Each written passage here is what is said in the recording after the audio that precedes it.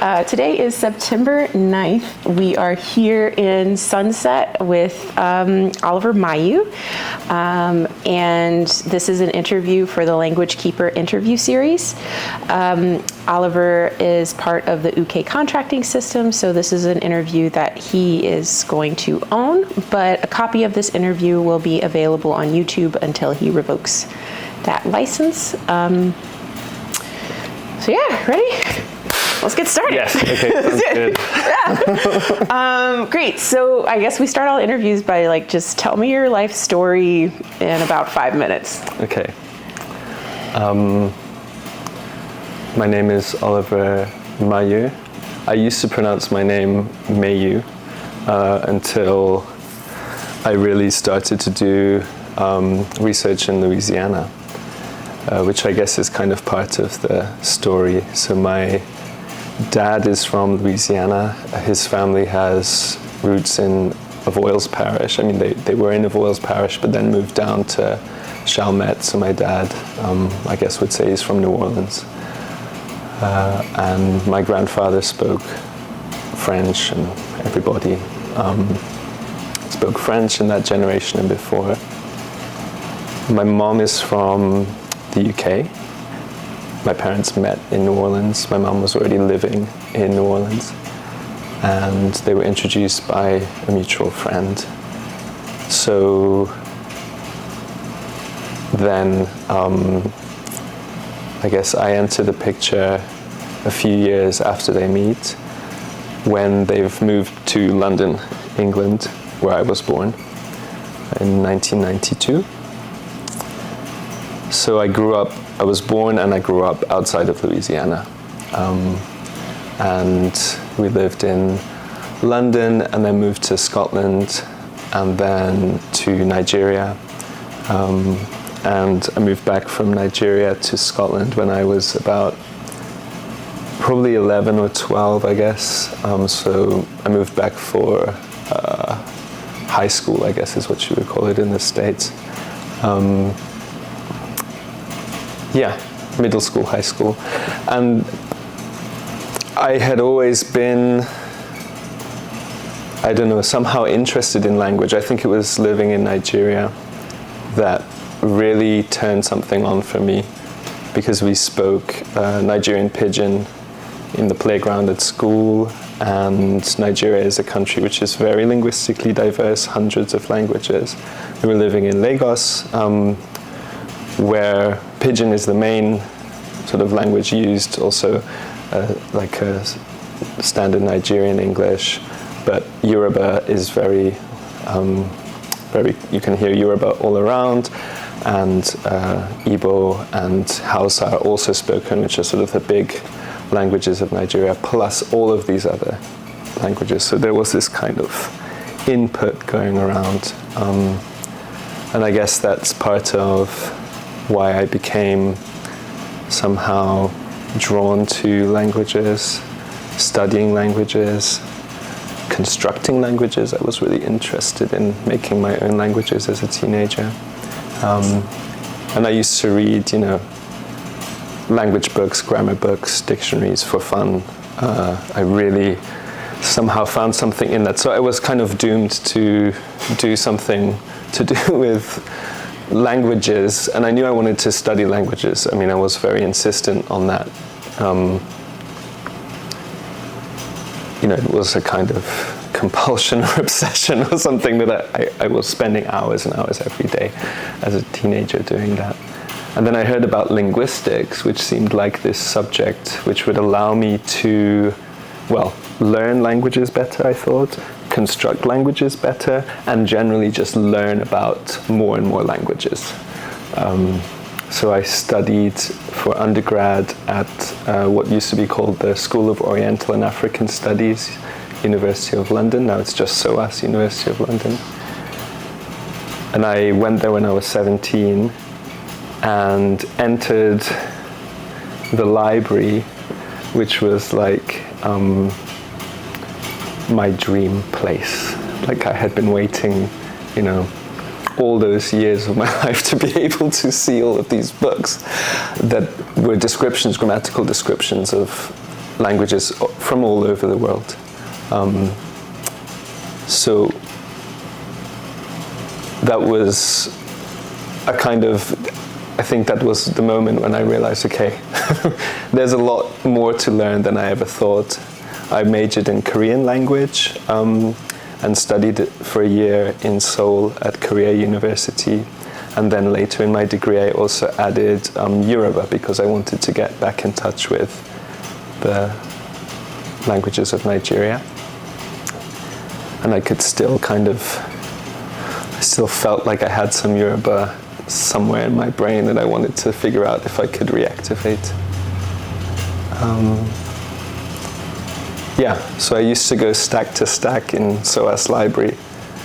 And I think in my first 2 weeks, I came across this section that's about this big, and they had the Louisiana section.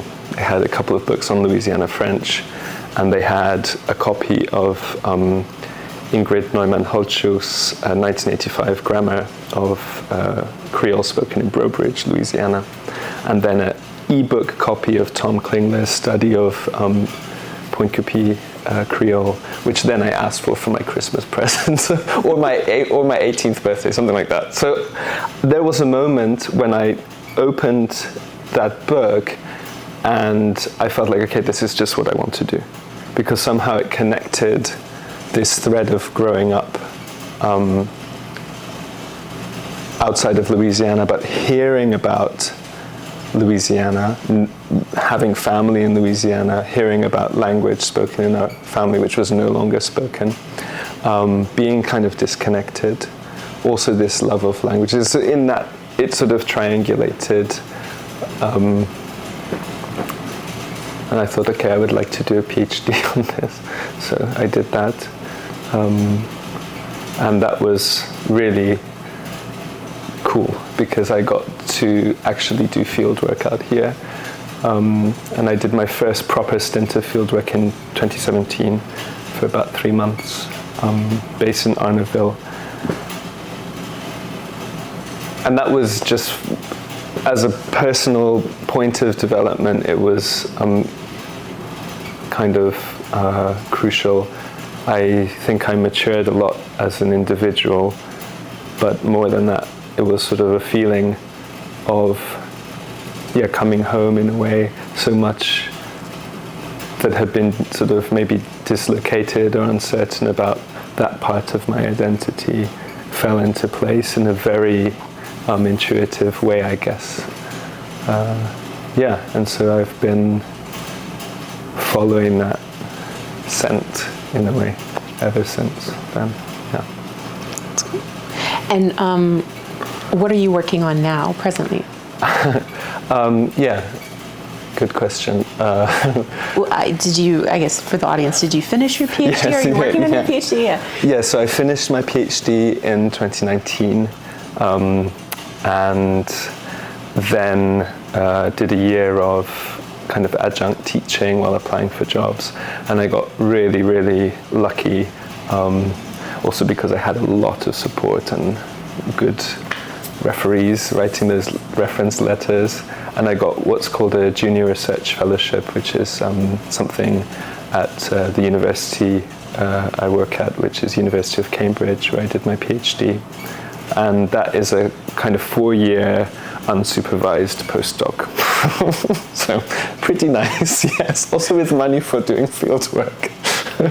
So it was kind of surreal. Took me a long time to adjust to the fact that that was actually true and happening. And so I've been working on basically disseminating, as they say, the results of my PhD, publishing academic papers.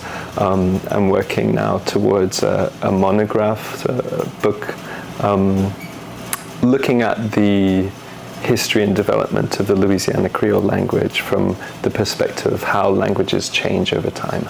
Because I'm interested in how the Creole language came into existence, how it sort of developed and elaborated in a grammatical sense, became a language spoken sort of really, you could call it like a lingua franca for different groups, especially around this area, or just a language which was commonly spoken, and then now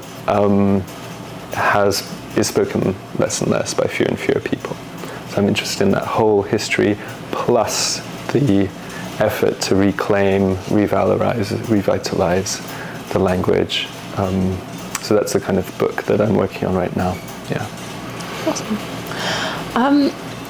Can you explain, like I'm five, what is the languages that you work on, and what is the current situation with those languages? Yeah, so I'm working on Louisiana Creole, and its current situation is, I think, at a crossroads between the people who grew up speaking it being very elderly, increasingly frail, I've noticed in the past years, less able perhaps to do interviews, less mobile, getting out less and less to events. And then a young generation where there's a group, a sort of hardcore of people who are really interested in the language, who are creating new resources, materials, writing, speaking, putting it online. And it's sort of at this moment, okay, what is going to happen now? Is it going to be the case that this language will continue to be spoken?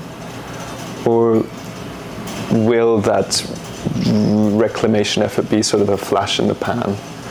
That's what I think the next 5 years, 10 years will be about, as unfortunately we're going to lose more and more of the elders who know that language and who grew up with it. So, yeah. Does that give a picture? When did you, so you mentioned a bit earlier about this, but could you expand on when you felt like you wanted to get involved in Creole language work? Yeah, because there's an important distinction, I guess, between opening a grammar book and being like, this language is really cool, I want to study it as sort of an exercise for me, and then working with others, which I guess is language work, really, or how I would see language work, in service of the language. I went online and did lots of Googling and research about what was going on with the language, and I fell into this crowd of people who were involved with Christophe Landry's lessons, and there's a Facebook group that had just been created called the Virtual Classroom, where people could learn and practice the language together in a kind of online virtual classroom.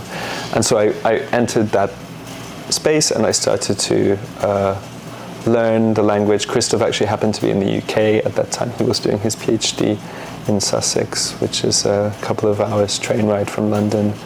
So I started to learn. I guess I was about 17, 18 around then.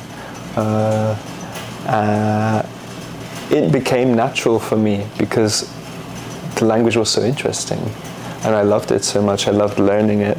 I loved looking at the resources that existed, the academic resources. I also had access to a university library and online papers and stuff, which not everybody had, and I sort of realized, okay, that's interesting. So actually there's a lot of knowledge about this language. It's pretty well documented, but not all of that is easily accessible to people who are not a student or a professor or whatever. And it became very quick that there were projects ongoing, and Christophe actually asked me when they were working on the orthography, he said, well, would you just kind of look at this document and see, can a linguist read this and does it more or less make sense? What do you think about this from a linguistic perspective? And I wasn't even finished with my undergrad, so I wasn't an expert at all. But it seemed so interesting that actually I could do something in the world with this passion for languages that wasn't just for fun for me on my own, but actually was connecting with other people and connecting with a language which came to mean so much to me personally. So I think that moment, probably the work on the orthography in 2014, 2015, up to 2016 was that crucial when I thought, yeah, I really want to keep doing this. This is really fun. How old was Christoph at that time, or was That's he? a good question. I don't know, 30s. Okay. Yeah, I think. So it's sometimes it feels uncomfortable and difficult to toot your own horn, but understanding that not everyone watching this knows you and knows the history of the work that you've done so far. So could you honestly and courageously talk about some of the highlights of the things that you're really proud of contributing to, participating, or doing within your language work? Yeah, the great thing about language work, I think, is that, in my experience at least, you're rarely doing it alone. So it's not just my own horn that I'm tooting, but also other people's horns, or whatever, if you want to use that metaphor. But, okay, I'm really, really, really proud, I think, of the work that we did on the Tea Leaf Creole, which is the Little Creole book. It's a resource for learning Louisiana Creole. It's the first sort of real primer that's been published for the language. And it was the brainchild, really, of Nathan Wente, who's another linguist who's been involved with the language for several years. And we worked together on the book. For the first edition, also with Herb Wiltz, who's a very well-known activist for the Creole language and has been in the game, since really, since the 60s, and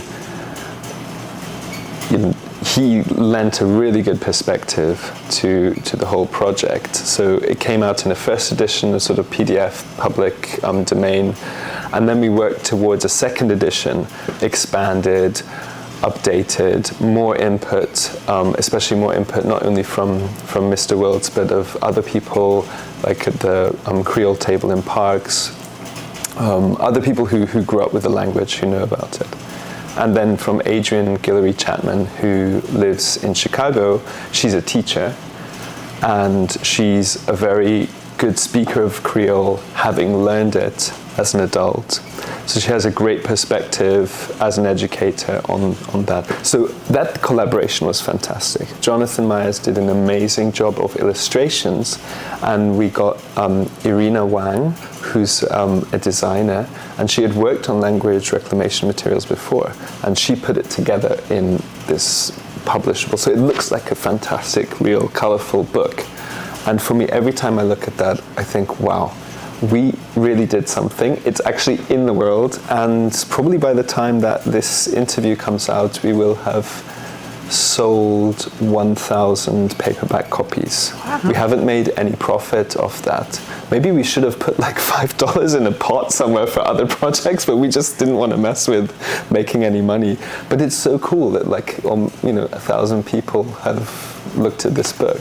It feels like, that's really something nice. That's really beautiful project. What was the inspiration or the gravity that made this idea into a book, or what was the thing that catalyzed it into being? As I remember, Nathan had been working on something like it behind the scenes. I think he had this kind of project going on. He was doing a lexicon based on some of his research and some dialogues. And then we were both invited to this Creole committee at Codafil, which is the Council for the Development of French in Louisiana. And they wanted to do something with Creole. That was how we were sort of asked to get involved. Turned out they wanted to have some kind of center for learning Creole, but it was Haitian Creole. And we had these for me, quite surreal moments in the meetings where we were talking about Haitian Creole. And people were saying, well, it's all the same. They weren't speakers of either Haitian or Louisiana Creole. But they think, and I made the point, well, it's actually not the same, I'm doing my PhD on it, and I think Nathan as well made the same point. They said, but there are resources for Haitian Creole, and there's nothing that we can show, there's nothing we can put in schools, there's nothing we can put on someone's desk to say this is the book for Louisiana Creole. So Nathan and I somehow got talking, and I think Nathan was like, we really need to do something about this.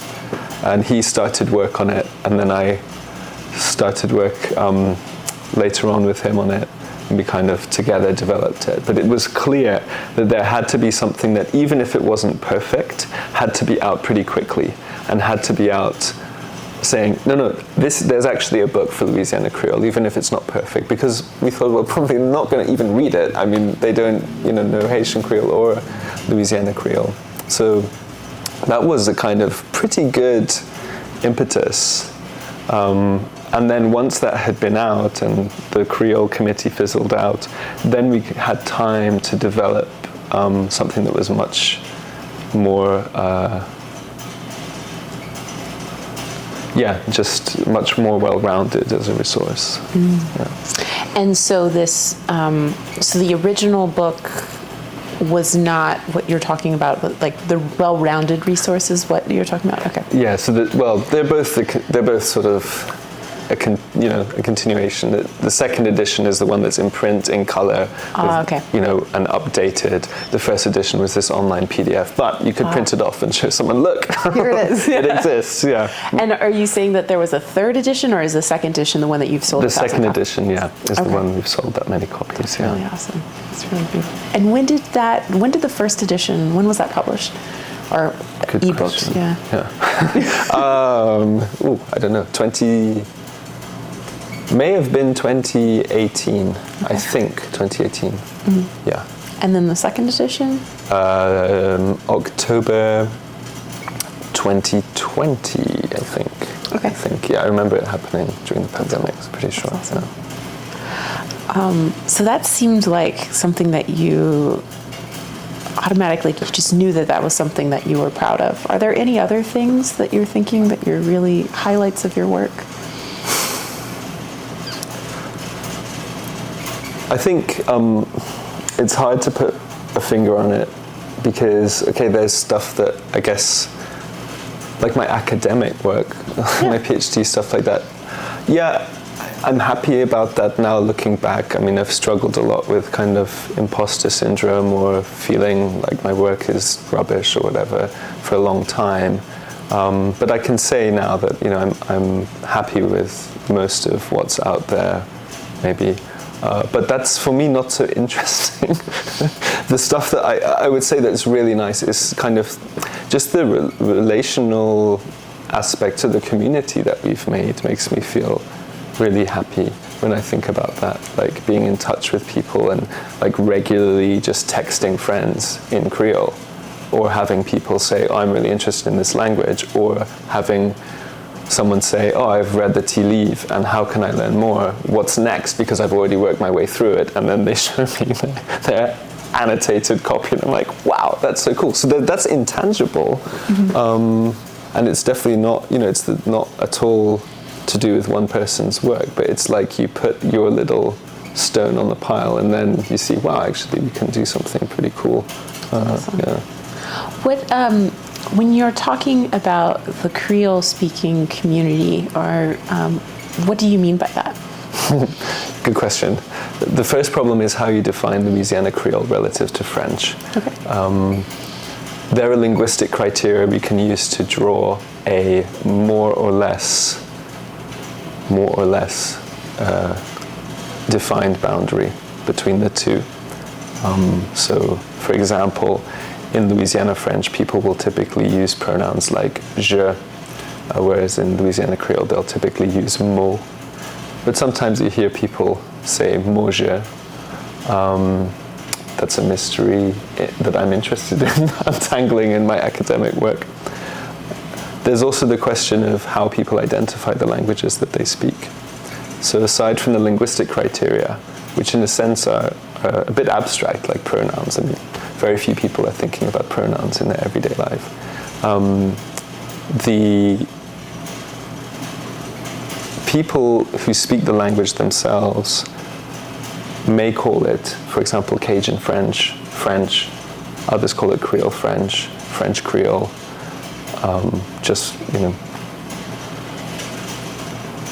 the question of how a given person identifies their language is related to their own identity. So typically people who identify themselves as Cajun will talk about their language as Cajun French, even though I as a linguist would say, well, looking at the way you use verbs and pronouns and some of the forms of words that you use, I'm going to say, I'm putting my Louisiana Creole stamp on that. Yeah. When you say that you're one of the highlights of your work is being part of a community, what do you mean by that community? Yeah, especially coming from the previous question, it's an interesting one. I think it's wonderful to be able to drive around out here and meet people and speak to them. And I speak Creole, and they may reply in what they call French or what I might call French. And there is a sense, even nowadays, that there is a community of people who speaks it, and that's very much geographically defined. There's also the community of people who may live around here or may live further afield, who use the language regularly and have learned it as adults. And that's another group of people with a big overlap with the former, right? So there's this kind of really interesting moment now where we have a community that is definitely not entirely virtual, definitely not entirely right here geographically defined. There's some kind of moment now that it's both of these things are going on, or actually maybe we don't actually need to make this distinction between online and offline. It doesn't make sense anymore probably. So that group of people who, many of them may quibble about boundaries and, we're speaking this, they're speaking that, and all of this stuff. But it's very clear in a sense when you're not having this conversation and dividing lines that anyway it all is working out, and that there is a way that people speak to each other in Creole every day, from basically all ages.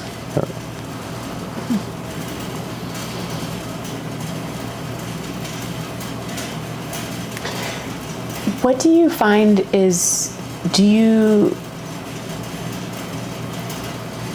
what do you see as your support system within the language?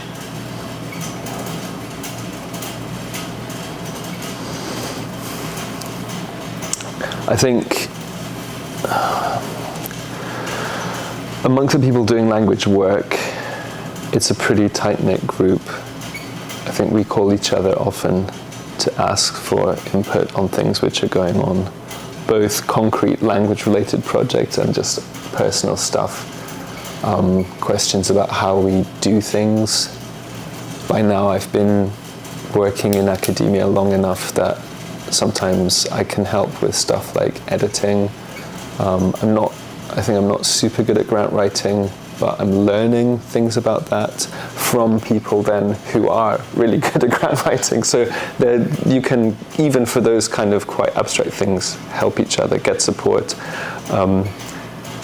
Also, I think a lot of support for that work comes from people who live out here, older people who speak the language and are happy to speak with younger people. And that's a kind of emotional support which is feeding into the language work that younger people are doing, I think. Because it's really fun to be able to speak with people and for them to know that there are younger people who care. And you kind of feel that. And they say, oh, you're doing a great job. And you feel, yes, thank you. That's awesome. And look, I know language work can feel very difficult sometimes for tons of reasons, but within your experience, have you ever thought about, or could you share anything where you feel like, what are the things that would make the work that you're trying to do easier?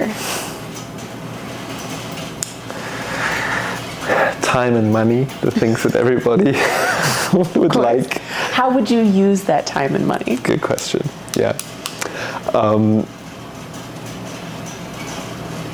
what is incredible is that all of the people doing language work that I know have full-time jobs, family commitments. You know, even if they're not working, they have loads of other stuff going on. And for them, language work is the thing that they do when they get home. Like after dinner, sit down and do something. Or when they get up in the morning, they get up early so that they can do it. Or on the lunch break.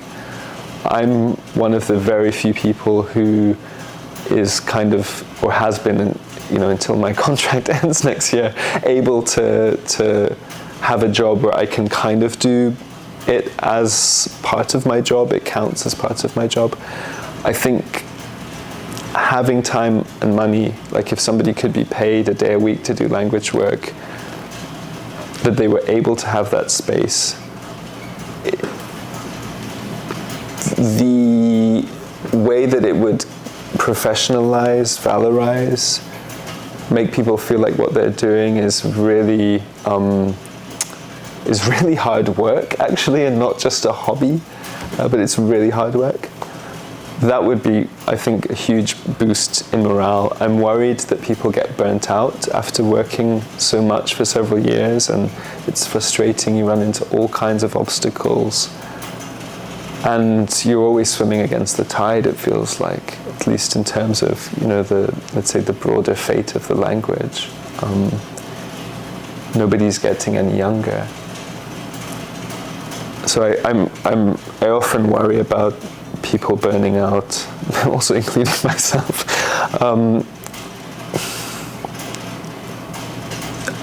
That would give the emotional space for people to create resources and come together in new ways, rather than feeling like we're constantly trying to catch up. When you talk about language work in that context of just having a day to do language work, what do you mean by language work? Something really concrete, like right now we have a course for Louisiana Creole which was created by Adrian Guillory Chapman and a group of people on Memrise, which is a space repetition website. So that was created years ago. We, you know, recorded audio. Adrian worked loads on that. And now Memrise is saying they're going to get rid of all of the community-created courses. So there's this course which is going to be deleted, I think, in the beginning of 2025. That needs to be moved. It needs to be saved somewhere. It needs to be ported onto another platform. A solution needs to be found. A day a week to work on that problem, and that's going to be solved in a really creative way within, you know, a month or two. A chance for somebody to learn new skills, maybe to figure out how to maybe create an app which can be the equivalent, or a web page which can do the same. That's a kind of project which could be done, I think, pretty easily by 2 or 3 people who had a day a week to just say, okay, right, this is what we're doing for the next month. This is how many hours we need, and we feel like we have the space to do it. Do these types of bulk memory transfer, these types of things, it feels like that's a big project. Do you feel like but it also feels like a one-time thing. Do you feel like there's often things like this that are coming up within language work? Yeah, I do. I think that, especially because so much of the resources created are online, there's always a question of where are the data actually stored? What happens to the data once the server is down, or once the commercial website, which actually owns the data, decides, okay, we don't need them anymore. So, well, they're super important to us, but for them it's not important. Putting out fires like that, I think, has come up several times over the years. As well as the fact that, okay, but we would also like to create new stuff, right? So that's, yeah. That's awesome. I mean, it takes an immense amount of work and a large community and making community, it sounds like, to do this. What motivates you, or where do you find inspiration to do this type of work?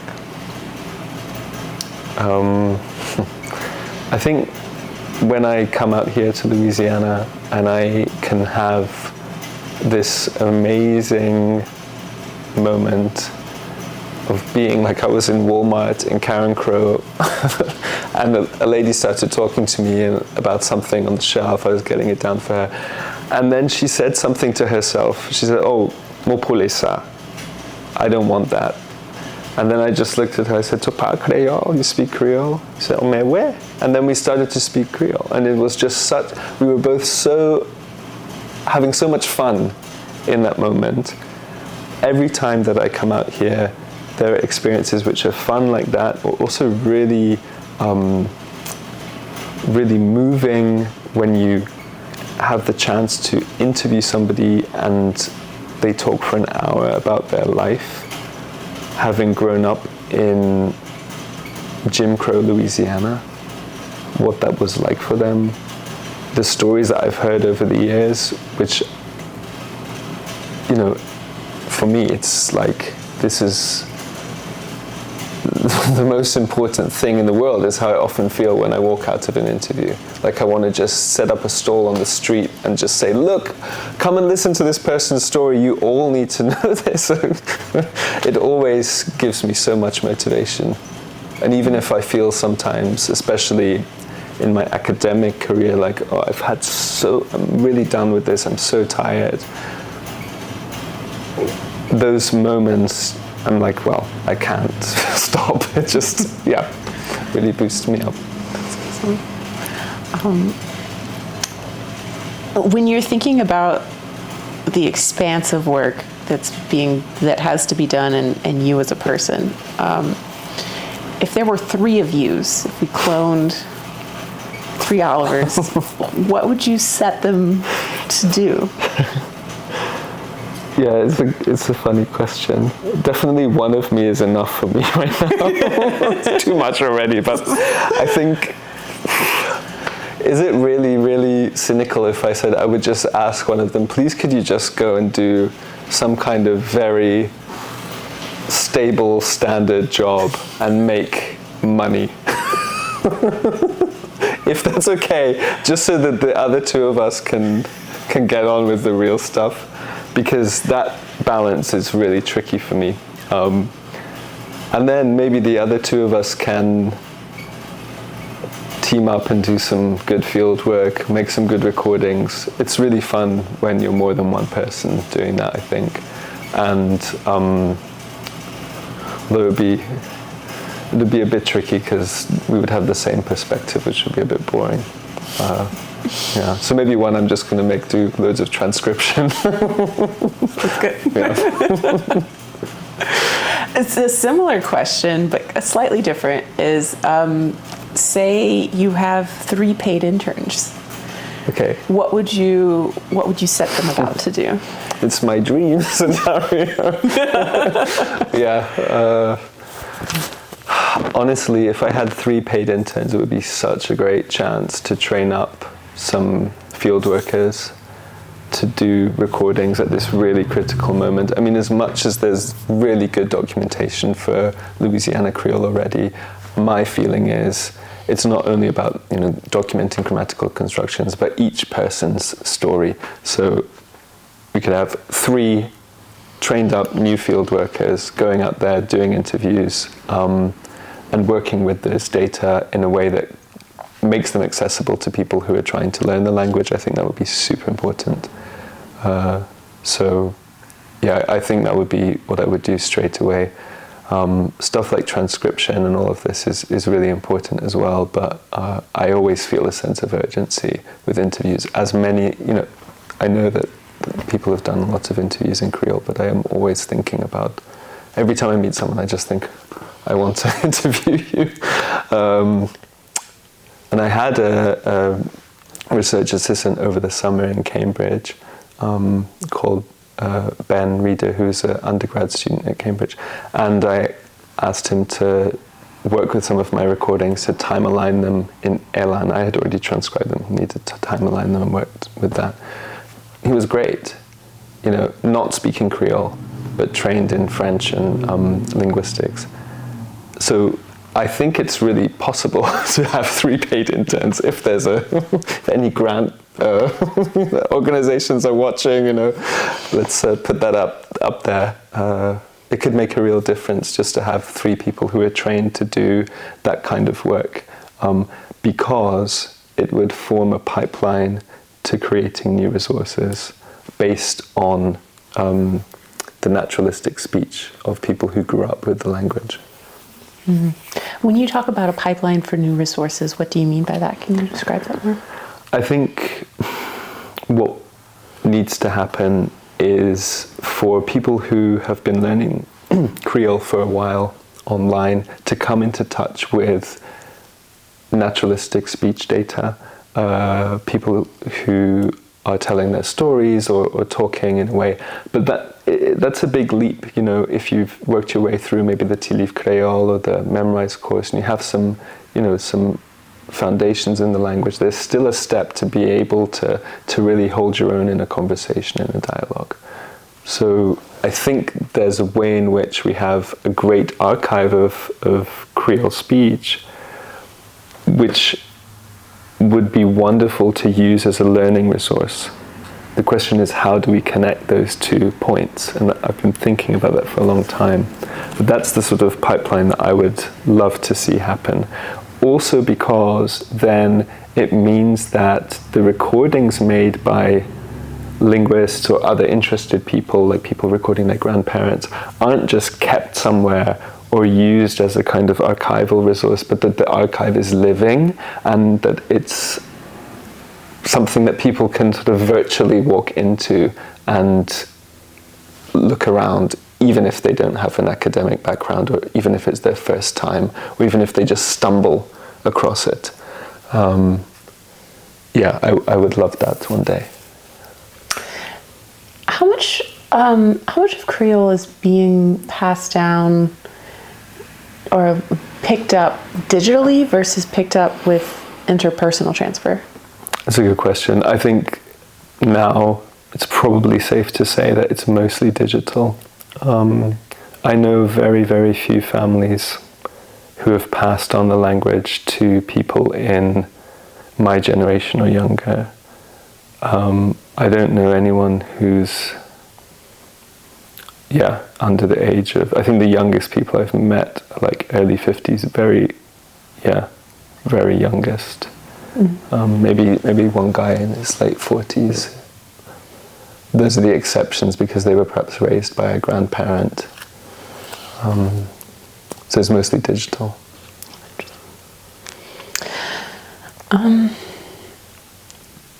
That's interesting. But it is. Go back to But a separate question is thinking about Creole is one language within Louisiana, and there's also multiple Creole groups that are learning within Louisiana, but there's also a bunch of different languages within Louisiana. What are the relations, good, bad, non-existent, old, that you have across, or do you feel like Creole has, or you as a language keeper have in the field? I think historically the most obvious links are those with French, because Creole has been considered a subordinate variety of French. People often say it's a broken French. I hear that all the time. And that also means that where French has been given attention, Creole hasn't. There's also the whole story of Cajun French and the sort of marketization of Cajun versus the place of Creole, even as a cultural label, let alone a linguistic one. So the relationship with French language activism is actually quite tricky. I think that there's historically been a lot of skepticism. Also talking, over the past decade, people online have, I think, been very clear in their intent to be like, we're doing our own thing. It's not about the French movement. It's disconnected, like intentionally from stuff that Codafil is doing, because we're going to take care of our own right now. I think now it's kind of the moment where bridges need to be built. I don't even think then about the French movement actually, but about broader language movements in Louisiana, indigenous language movements especially, also across the United States and the world, actually. I think that that's an interesting new orientation with the endangered languages discourse, that Louisiana Creole is an endangered language, makes it similar to situations of indigenous languages in the United States or heritage languages elsewhere. It's created a new way of conceptualizing the language, which is not linked to French, but is actually looking towards other types of language contexts, which are obviously in many cases quite different. Even within Louisiana, you know, I think it's pretty challenging to find the place of Creole, but the links to indigenous language movements, I think, need to be strengthened, because my feeling is, and I don't know if that's informed or not, maybe not so much, but my feeling looking from the outside in is that a lot of the indigenous language movements kind of have got it together in a way, or like there's a level of professionalism and organization and dialogue with whether it's like tribal councils or the state or federal grant projects, which for Creole I think we're just trying to figure that out right now. Yeah. So what kind of, thinking about the larger ecosystem and that these other language groups and organizations are out there, what kind of support do you think, what sort of support would you like, or do you feel like Creole could gain from connecting with these other organizations? One thing that sticks out for me is the question of, do we want to get grants to do things?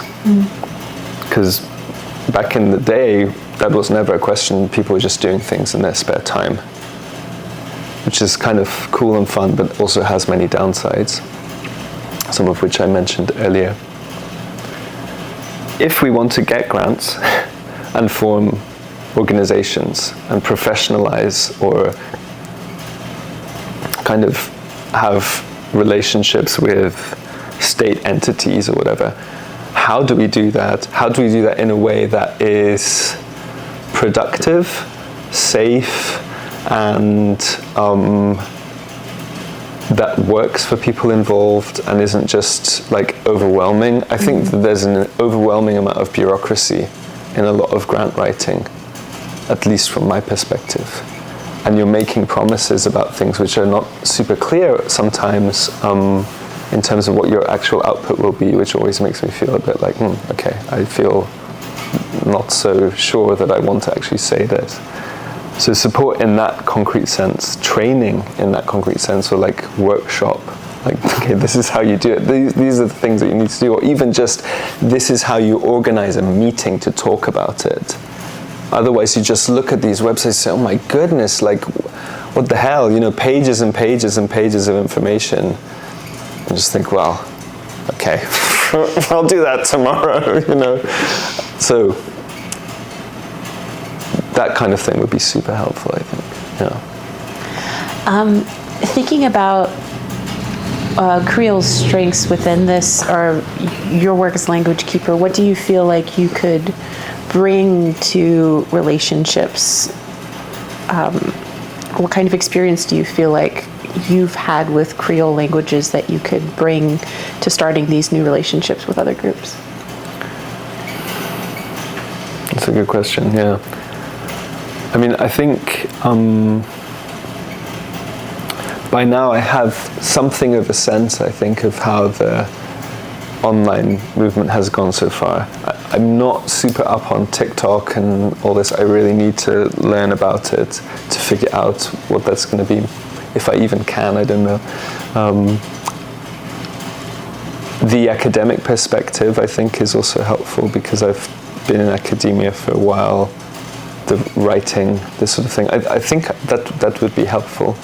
And I like editing things, and this sort of fiddling with text is something that I enjoy.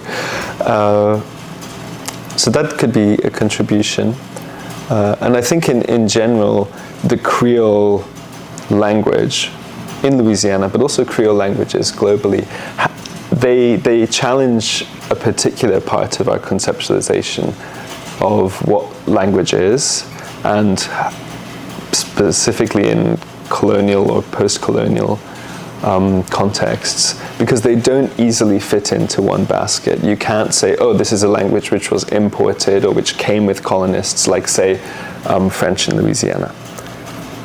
You also can't say that this is an indigenous language, because it's not the language of a group of indigenous people which was spoken here before colonization. But it is a language which came into existence here in Louisiana. So it does have that sort of sense of indigeneity, maybe with a small I. Where does it fit in? I think in other contexts, Creole languages have been standardized to varying degrees. There have been questions about how they're written and how they're taught. And one thing that I think is a valuable contribution that Creole has is to say, well, we don't need to be using these actually pretty outdated and not very universal Western ideas about what a language actually is. That's, for me, something that I'm wondering about a lot. It doesn't need to be that a language is something that you're taught, alphabet first in a classroom as a foreign language, if you're thinking about kids one day learning Creole in schools. It can be something which is much more tied up with practice, doing things in the world, for example. I mean, that's a question I think that Creole asks, and would be really fun to explore with people coming from other language backgrounds, just because I feel like they would have some answers to that. What do you feel like is a language, or what do you? Yeah, good question. I don't know really. I'm wondering about that for a long time. Yeah. That's that's a big one. But that was kind of the end of the questions that I had prepared for this. Is there anything else that you're feeling that we need to talk about, or you want to talk about? Let me just think for a second. Yeah.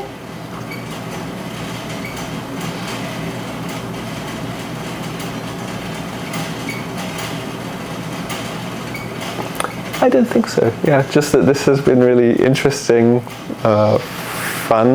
funny, and also moving in a way, because it's rare that you have the chance to reflect on all of this stuff, right? So thanks very much for asking me to participate. I'm caught by surprise by how enjoyable this has been. Yeah. Well, I think that's it. Okay. All right. Thanks so much. We're done. Yeah.